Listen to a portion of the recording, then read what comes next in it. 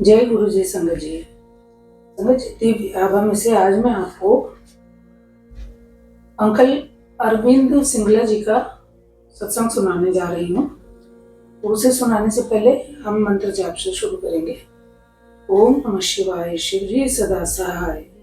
ओम नमः शिवाय, गुरु जी सदा सहाय। गुरु अनुकंपा संपूर्ण परिवार पर।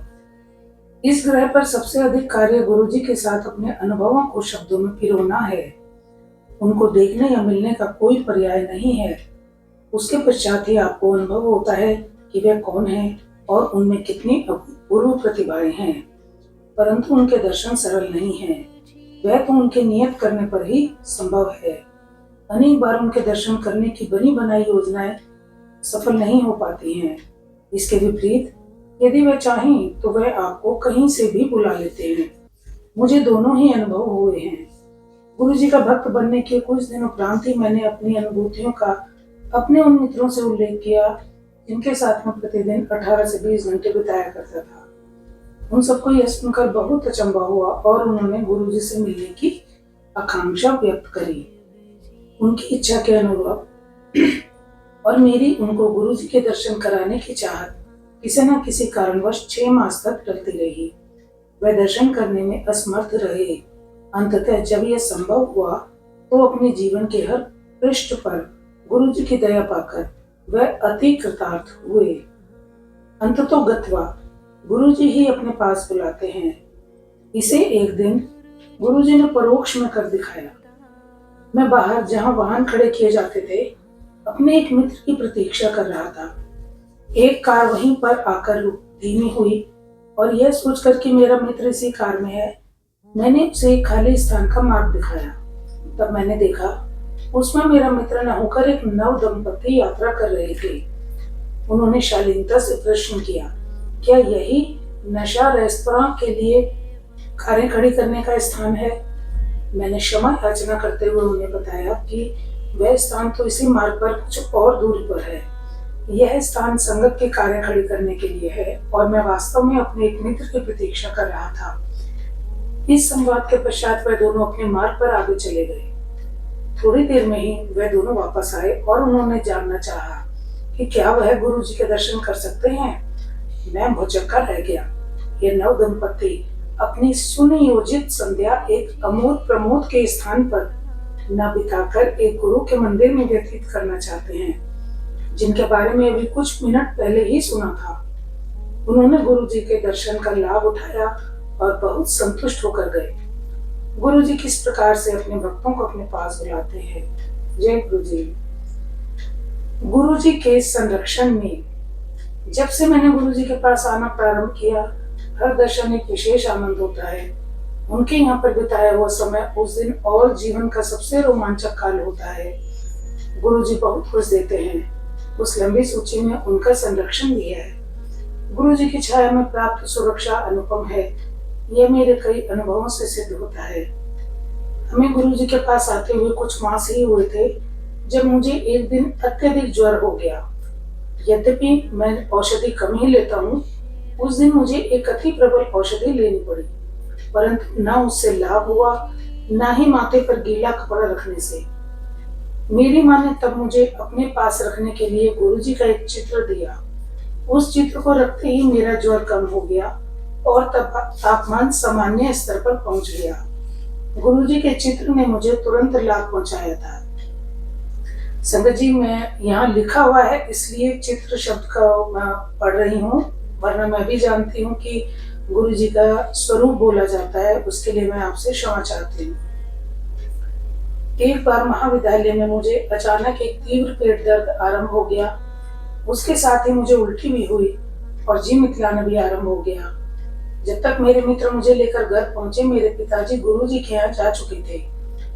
मेरे 2 मित्रों ने मेरे पिता के वापस आने तक रुकने का निर्णय लिया और मेरी लगातार बिगड़ती स्थिति देखकर उन्होंने मेरे पिता को फोन किया।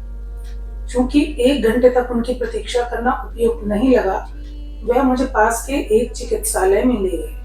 मेरा परीक्षण करने के बाद चिकित्सक ने मुझे 2 इंजेक्शन और कुछ औषधियां देकर घर जाकर विश्राम करने को कहा, किंतु उससे मुझे कोई लाभ नहीं हुआ। उधर मेरे पिता ने गुरुजी को मेरी स्थिति से अवगत कराया, शीघ्र जाने की आज्ञा ली। गुरुजी ने उन्हें एक गिलास जल में नींबू का रस डालकर मुझे पिलाने को कहा। मैंने वैसा ही किया। मेरे माता पिता के घर पहुंचने तक मैं ठीक हो चुका था। कुछ वर्ष के उपरांत मुझे पुनः ज्वर ने घेर लिया। जब 2 दिन तक शाम को तापमान 104 डिग्री तक चढ़ने लगा, मुझे चिकित्सक को दिखाना आवश्यक हो गया। एक चिकित्सक ने कुछ औषधियां दी। उनसे लाभ न होने पर कुछ परीक्षण भी करवाए, पर उनका परिणाम अनुत्तीर्ण रहा। एक अन्य चिकित्सक ने औषधियों में परिवर्तन किया, पर उससे भी कोई सुधार नहीं हुआ। अंततः 1 सप्ताह बाद मेरे पिता ने गुरुजी को बताया तो उन्होंने कुछ अभिमंत्रित हरी मिर्चें दी। उनका सेवन करते ही कुछ घंटों में ज्वर, जो औषधियों से नहीं उतर रहा था, मिट गया। गुरुजी की दया के अतिरिक्त और किसी से यह संभव नहीं था। जय गुरुजी। वाहन में रक्षा। गुरुजी को सबके भूत और वर्तमान का ज्ञान है। हमारी दृष्टि तो परिसीमित है और आगे क्या होने वाला है उसका हमें ज्ञान नहीं है। पर एक बार गुरुजी की शरण में आने के पश्चात और अपना जीवन उनको समर्पित करने के पश्चात वे हमारे भविष्य का भी ध्यान रखते हैं। एक बार मेरे पिताजी को गुरुजी ने बताया कि मेरी माँ और मेरे ऊपर संकट आने की संभावना है। गुरुजी को कुछ आभास हुआ होगा और वह उनसे बचाव के लिए उपाय कर रहे होंगे। अगले दिन अपराह्न को मैं अपनी कार में बाजार जा रहा था तो कोई 2 किलोमीटर दूर था। मार्ग में एक बड़ा चौराहा था।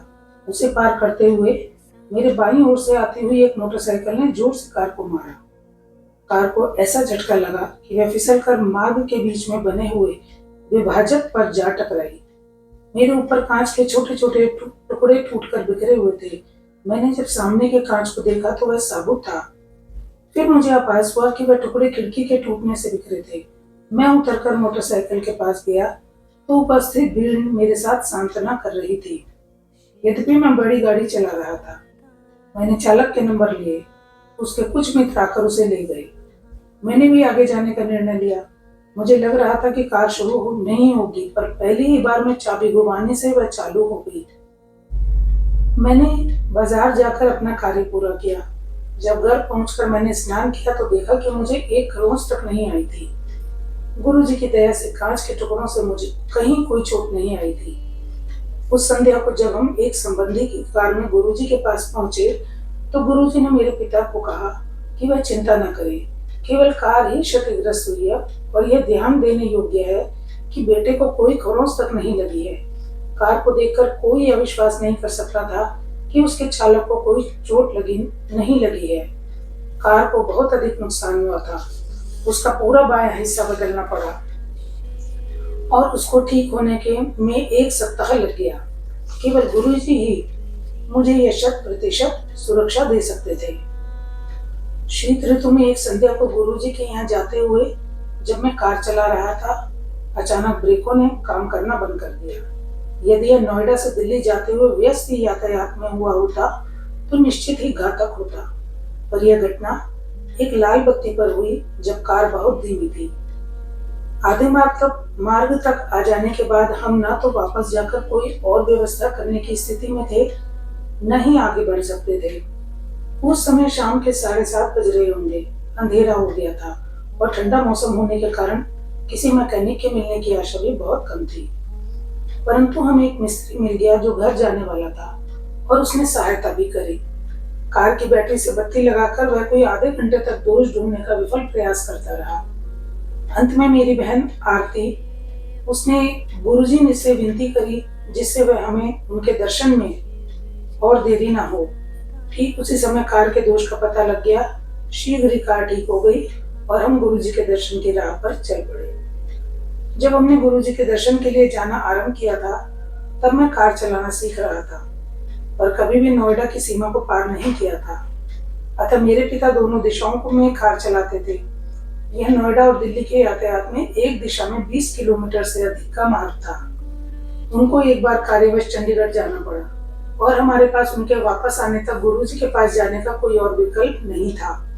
मैं हिचक रहा था, पर माँ और बहन के प्रोत्साहन पर जब मैंने पिता से अगले दिन गुरुजी के पास कार में जाने की आज्ञा मांगी तो उन्होंने तुरंत हामी भर दी।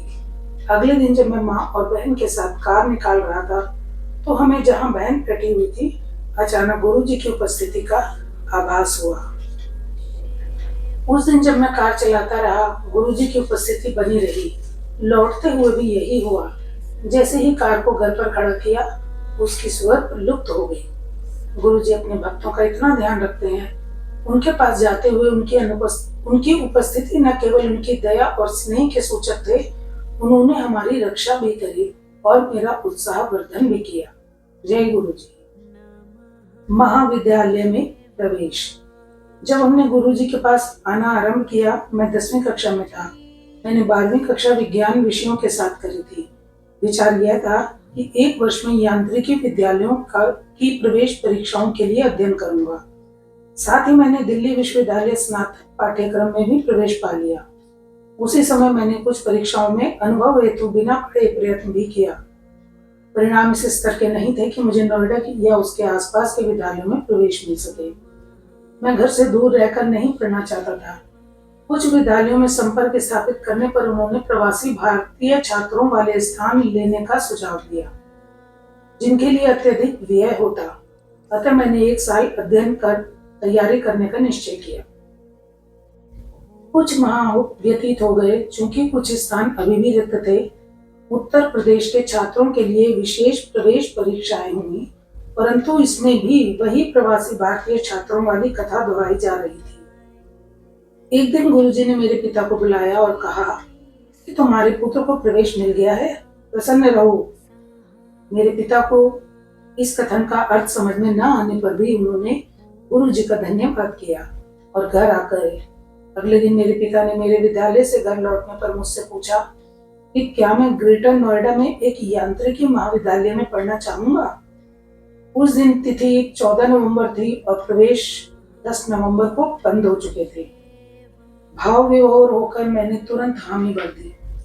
मैं अपने पिता के साथ उस महाविद्यालय के कार्यालय में गया और समस्त कागज पत्र दिए।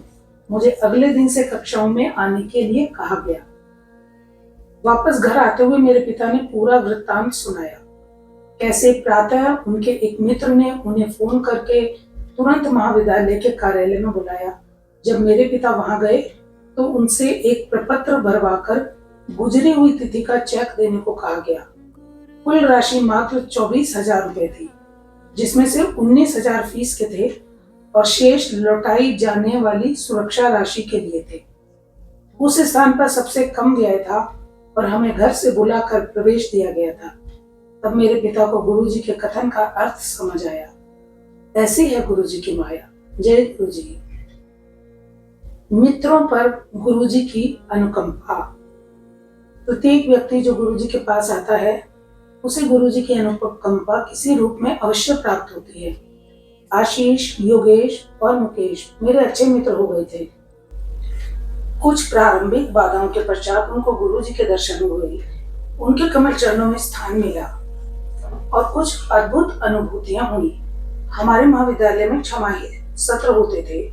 अनुत्तीर्ण होने पर 1 वर्ष के अंतराल पर पुनः उस सत्र की परीक्षा दे सकते थे, परंतु यदि उत्तीर्ण होने के लिए 10 अंकों तक की आवश्यकता होती थी तब वे दे दिए जाते थे। योगेश के 11 नंबर कम थे, अतः नियमानुसार उसे 1 वर्ष की हानि होती। 1 माह उसे बहुत परेशान रहना पड़ा क्योंकि उसे अगले कक्षा में आने की अनुमति नहीं मिली। एक दिन उसने गुरुजी की सहायता के लिए प्रार्थना करी और ऐसा करते करते वह सो गया। जब वह सोकर उठा तो वह अपने स्वप्न को लेकर प्रसन्नचित्त पर असमंजस में था। उस समय उसने हमें कुछ नहीं बताया। अगले दिन समाचार पत्रों में विश्वविद्यालय परिषद की बैठक में हुए निर्णय का वर्णन छपा हुआ था, जिसमें उन्होंने सब छात्रों को 4 वर्ष में एक बार 15 नंबर देने का निश्चय लिया था। इस प्रकार योगेश का वह 1 वर्ष बच गया और तब उसने उस स्वप्न की चर्चा करी। स्वप्न में उसकी माँ उसे गुरुजी के पास ले गई और योगेश की अशांति से अवगत किया। गुरुजी ने उनको चिंता मुक्त रहने को कहा। यह स्वप्न परिषद की बैठक से कुछ देर पहले ही आया था। उसके पश्चात बैठक में निर्णय सुनिश्चित ही गुरुजी के हस्तक्षेप से लिया गया होगा। प्रति सत्र में परीक्षाओं से पूर्व हम गुरुजी के दर्शन की अभिलाषा रखते थे। मैं अपने परिवार के कारण उनके दर्शन सरलता से कर लेता था, परंतु मेरे मित्रों को उनके दर्शन के लिए विशेष प्रयास करना पड़ता था। आशीष पर गुरुजी के दर्शन से विशेष प्रभाव होता था। दर्शन के उपरांत वह अपने सब विषयों में उत्तीर्ण हो जाता था। यदि दर्शन नहीं हो पाते थे तो वह एक या उससे अधिक विषयों में रह जाता था और उनमें उन्हें परीक्षा देनी पड़ती थी। गुरुजी की कृपा से विश्वविद्यालय से निकलते ही मुकेश हनीवेल नामक एक अति प्रसिद्ध कंपनी में कार्यरत हो गया। वहां पर उसका प्रशिक्षण काल 1 वर्ष का था।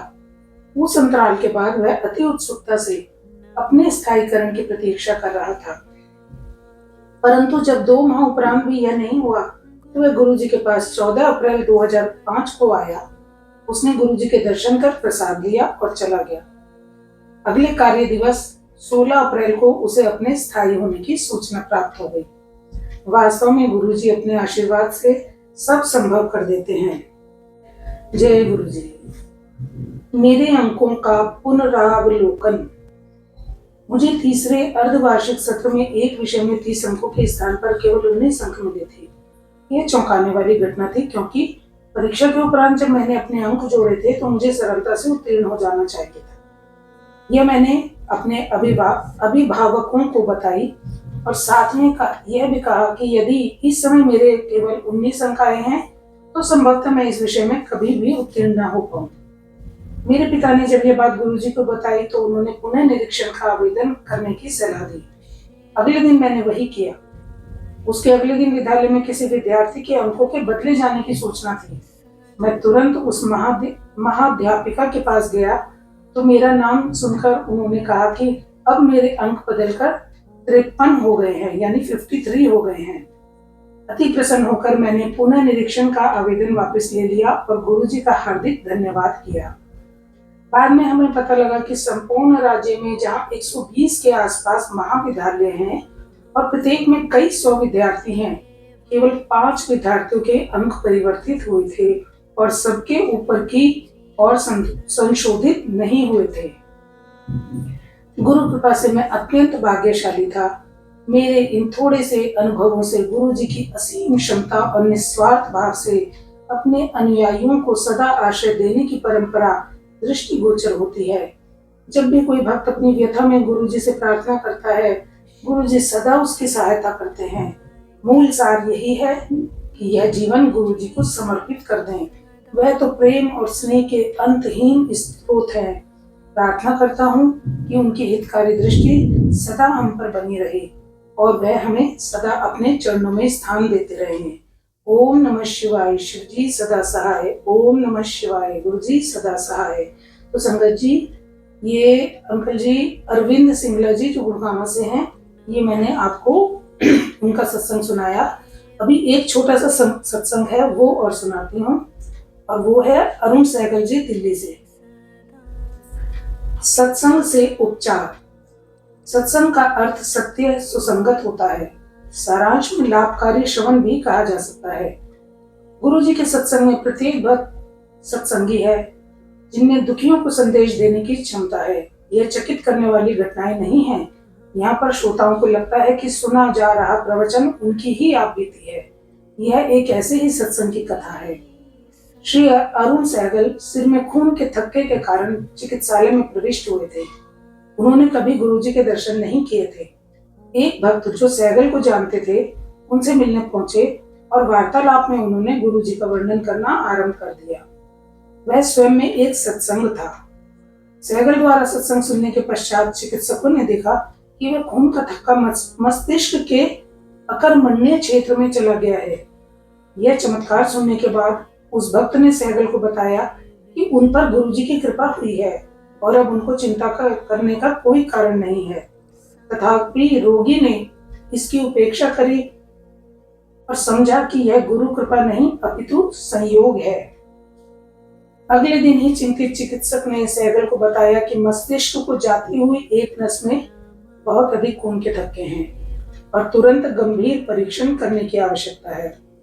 उन्होंने चिकित्सा पद्धति का वर्णन करते हुए बताया कि वह बहुत संकटपूर्ण होगी।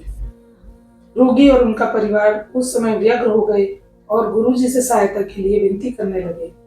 चिकित्सालय से अवकाश प्राप्त करने के बाद उन्होंने परिवार सहित गुरुजी के पास आना आरंभ कर दिया।